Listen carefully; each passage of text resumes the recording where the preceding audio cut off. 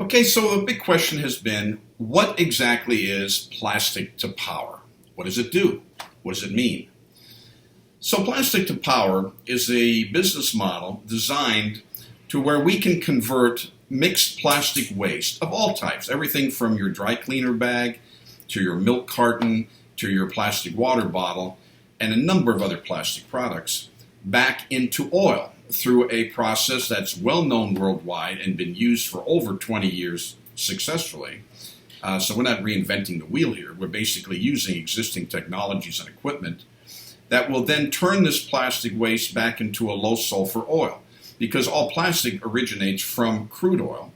And so what we do is we end the life cycle of this waste collectively, and we turn it back into low sulfur oil that can then be used for transportation fuel, or perhaps even used to generate electricity that can be used for other things, whether it's sold into the grid or used for on-site purposes such as we plan to do in the Caribbean, where we generate the power to run cold storage facilities, the power to grow indoor vertical farming operations, and also to make water.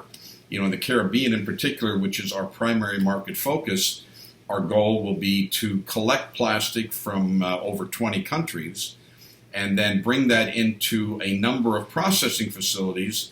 Our core processing facility we're targeting is to be in Puerto Rico, where we ship this plastic to Puerto Rico, process it, turn it back into oil, and there we then create a campus of industrial park type of environment that includes manufacturing, includes indoor vertical farms, humidity, water generation plants, and also surplus power to turn back into to the grid for local power distribution.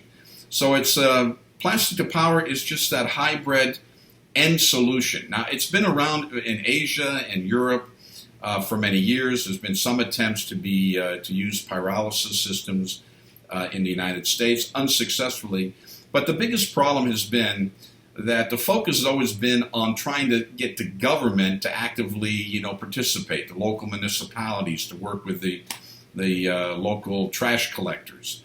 And we're certainly interested in doing that, but we're taking a more private approach, where our goal is to build collection centers on a local level that can then collect the trash directly from consumers who will get paid through our program, which we call our CBO Waste to Cash program.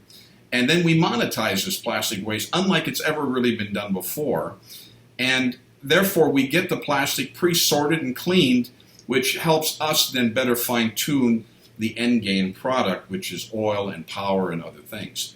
So plastic to power is a business model designed to convert plastic waste into oil by ending the life cycle of plastic. But the technology will also work for scrap tires, and we have literally tens of millions of scrap tires sitting in yards and in areas all over the world, and certainly all over the landfills around the world.